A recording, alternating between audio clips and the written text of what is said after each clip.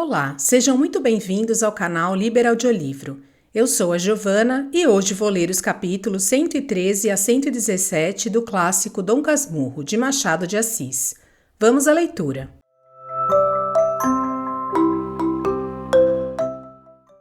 Capítulo 113 – Embargos de terceiro. Por falar nisto, é natural que me perguntes se, sendo antes tão cioso dela, não continuei a sê-lo apesar do filho e dos anos. Sim, senhor, continuei. Continuei a tal ponto que o menor gesto me afligia, a mais ínfima palavra, uma insistência qualquer. Muita vez só a indiferença bastava. Cheguei a ter ciúmes de tudo e de todos. Um vizinho, um par de valsa, qualquer homem, moço ou maduro, me enchia de terror ou desconfiança. É certo que Capitu gostava de ser vista, e o meio mais próprio a tal fim, disse-me uma senhora um dia, é ver também, e não há ver sem mostrar que se vê. A senhora que me disse isto, cuido que gostou de mim, e foi naturalmente por não achar da minha parte correspondência aos seus afetos que me explicou daquela maneira os seus olhos teimosos. Outros olhos me procuravam também, não muitos e não digo nada sobre eles, tendo aliás confessado a princípio as minhas aventuras vindouras, mas eram ainda vindouras. Naquele tempo, por mais mulheres bonitas que achasse, nenhuma receberia a mínima parte do amor que tinha Capitu. A minha própria mãe não queria mais que metade. Capitu era tudo e mais que tudo. Não vivia nem trabalhava que não fosse pensando nela. Ao teatro íamos juntos. Só me lembra que fosse 2 vezes sem ela, um benefício de ator e uma estreia de ópera, a que ela não foi por ter adoecido, mas quis por força que eu fosse. Era tarde para mandar o camarote a Escobar. Saí, mas voltei no fim do primeiro ato. Encontrei Escobar à porta do corredor. Vinha falar-te, disse-me ele. Expliquei-lhe que tinha saído para o teatro, donde voltara receoso de Capitu, que ficara doente. Doente de quê? Perguntou Escobar. Queixava-se da cabeça e do estômago. Então vou-me embora. Vinha para aquele negócio dos embargos. Eram uns embargos de terceiro. Ocorrera um incidente importante, e tendo ele jantado na cidade, não quis ir para casa sem dizer-me o que era, mas já agora falaria depois. Não, falemos já, sobe. Ela pode estar melhor. Se estiver pior, desces. Capitu estava melhor e até boa. Confessou-me que apenas tivera uma dor de cabeça de nada, mas agravara o padecimento para que eu fosse divertir-me. Não falava alegre, o que me fez desconfiar que mentia, para me não meter medo, mas jurou que era verdade pura. Escobar sorriu e disse: a cunhadinha está tão doente como você ou eu. Vamos aos embargos. Capítulo 114, em que se explica o explicado. Antes de ir aos embargos, expliquemos ainda um ponto que já ficou explicado, mas não bem explicado. Viste que eu pedi, capítulo 110, a um professor de música de São Paulo que me escrevesse a toada daquele pregão de doces de mata-cavalos. Em si, a matéria é xoxa e não vale a pena de um capítulo, quanto mais 2. Mas há matérias tais que trazem ensinamentos interessantes, se não agradáveis. Expliquemos o explicado. Capitu e eu tínhamos jurado não esquecer mais aquele pregão. Foi em momento de grande ternura, e o tabelião divino sabe as coisas que se juram em tais momentos, ele que as registra nos livros eternos. Você jura? Juro, disse ela, estendendo tragicamente o braço. Aproveitei o gesto para beijar-lhe a mão. Estava ainda no seminário. Quando fui para São Paulo, querendo um dia relembrar a toada, vi que a ia perdendo inteiramente. Consegui recordá-la e corri ao professor, que me fez o obséquio de a escrever no pedacinho de papel. Foi para não faltar ao juramento que fiz isto. Mas hás de crer que quando corri aos papéis velhos naquela noite da glória, também não me lembrava já da toada nem do texto? Fiz-me de pontual ao juramento, e este é que foi o meu pecado. Esquecer, qualquer esquece. Ao certo, ninguém sabe se há de manter ou não um juramento. coisas futuras. Portanto, a nossa Constituição política, transferindo o juramento à afirmação simples, é profundamente moral. Acabou com um pecado terrível.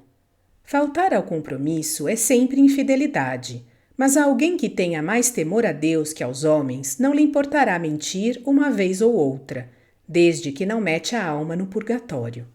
Não confundam purgatório com inferno, que é o eterno naufrágio. Purgatório é uma casa de penhores que empresta sobre todas as virtudes a juro alto e prazo curto. Mas os prazos renovam-se até que um dia uma ou duas virtudes medianas pagam todos os pecados grandes e pequenos. Capítulo 115. Dúvidas sobre dúvidas. Vamos agora aos embargos. E por que iremos aos embargos? Deus sabe o que custa escrevê-los, quanto mais contá-los. Da circunstância nova que Escobar me trazia, apenas digo o que lhe disse então, isto é, que não valia nada. Nada? Quase nada. Então vale alguma coisa. Para reforçar as razões que já temos, vale menos que o chá que você vai tomar comigo. É tarde para tomar chá. Tomaremos depressa. Tomamos depressa. Durante ele, Escobar olhava para mim desconfiado, como se cuidasse que eu recusava circunstância nova por forrar-me a escrevê-la. Mas tal suspeita não ia com a nossa amizade. Quando ele saiu, referi as minhas dúvidas a Capitu. Ela as desfez com a arte fina que possuía, um jeito, uma graça toda sua, capaz de dissipar as mesmas tristezas de Olímpio. Seria o negócio dos embargos, concluiu. E ele que veio até aqui a esta hora é que está impressionado com a demanda. Tens razão. Palavra puxa palavra, falei de outras dúvidas. Eu era então um poço delas. Coachavam dentro de mim como verdadeiras rãs a ponto de me tirarem o sono algumas vezes. Disse-lhe que começava a achar minha mãe um tanto fria e arredia com ela, pois aqui mesmo valeu a arte fina de Capitu. Já disse a você o que é. Coisas de sogra. Mamãezinha tem ciúmes de você. Logo que eles passem e as saudades aumentem, ela torna a ser o que era. Em lhe faltando o neto... Mas eu tenho notado que já é fria também com Ezequiel. Quando ele vai comigo, mamãe não lhe faz as mesmas graças. Quem sabe se não anda doente? Vamos nós jantar com ela amanhã? Vamos, não, pois vamos. Fomos jantar com a minha velha. Já lhe podia chamar assim, posto que os seus cabelos brancos não o fossem todos nem totalmente, e o rosto estivesse comparativamente fresco. Era uma espécie de mocidade quinquagenária ou de ancianidade viçosa, à escolha. Mas nada de melancolias, não quero falar dos olhos molhados, a entrada e a saída. Pouco entrou na conversação.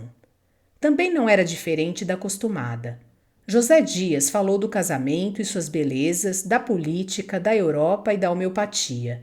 Tio Cosme das suas moléstias, prima Justina da vizinhança, ou de José Dias, quando este saía da sala. Quando voltamos à noite, viemos por ali a pé, falando das minhas dúvidas.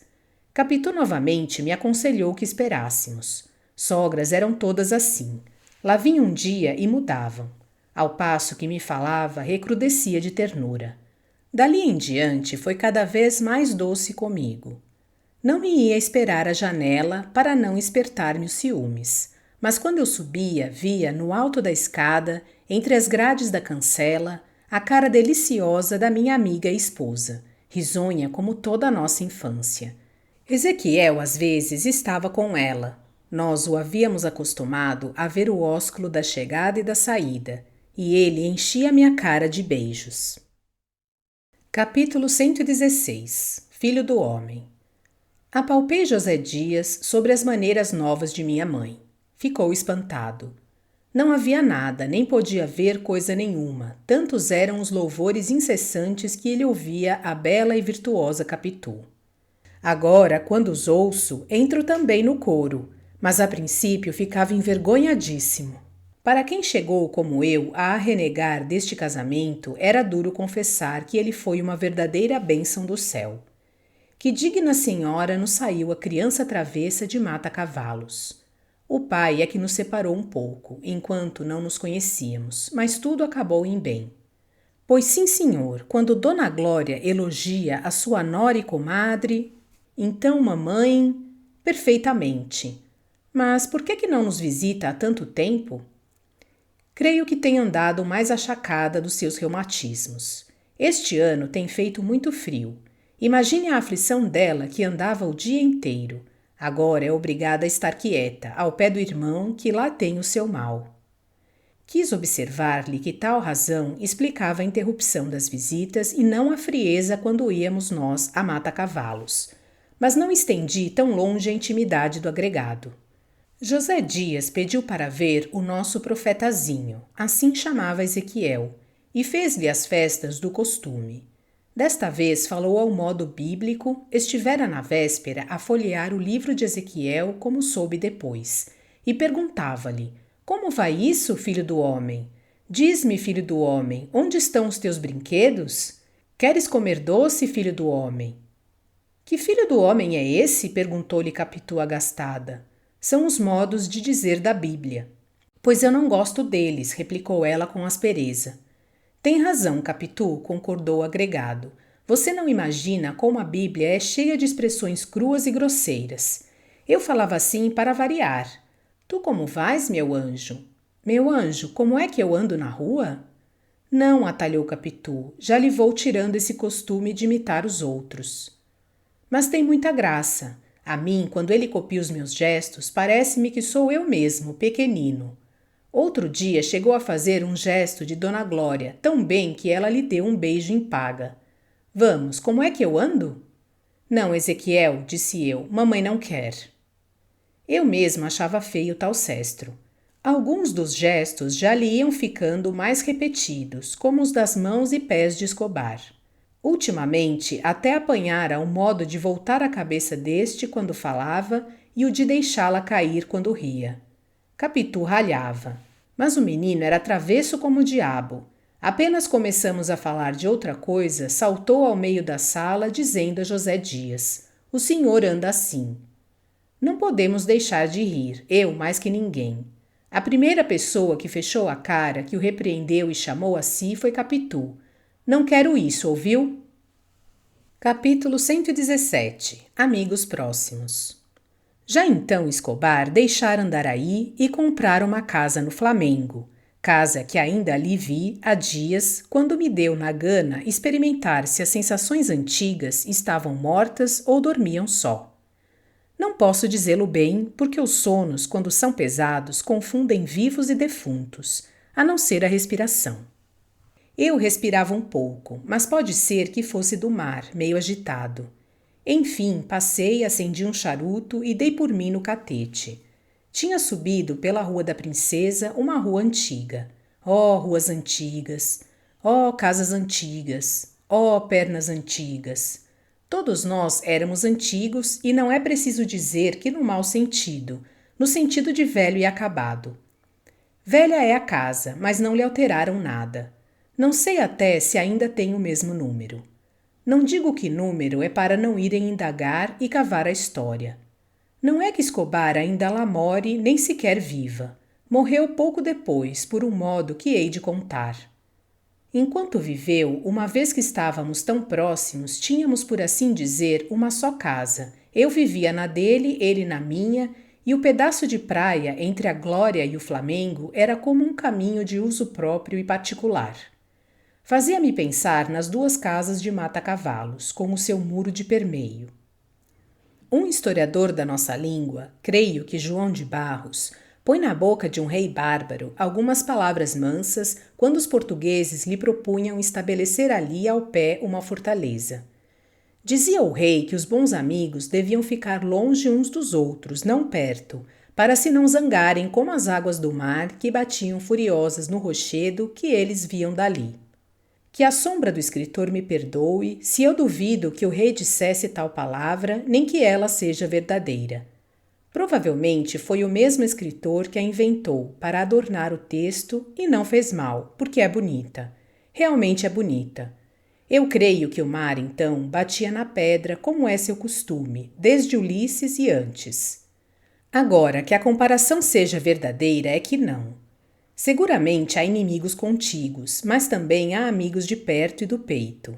E o escritor esquecia, salvo se ainda não era do seu tempo, esquecia o adágio: longe dos olhos, longe do coração.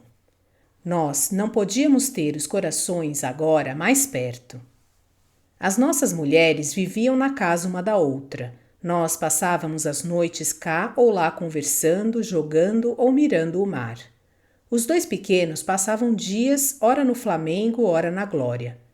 Como eu observasse que podia acontecer com eles o que se dera entre mim e Capitu, acharam todos que sim, e Sancha acrescentou que até já se iam parecendo.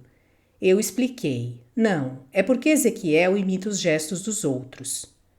Escobar concordou comigo e insinuou que alguma vez as crianças que se frequentam muito acabam parecendo-se umas com as outras. Opinei de cabeça como me sucedia nas matérias que eu não sabia bem nem mal. Tudo podia ser. O certo é que eles se queriam muito e podiam acabar casados, mas não acabaram casados. Desejo que tenham gostado desta parte do clássico Dom Casmurro, de Machado de Assis. Obrigada por sua companhia. Até a próxima.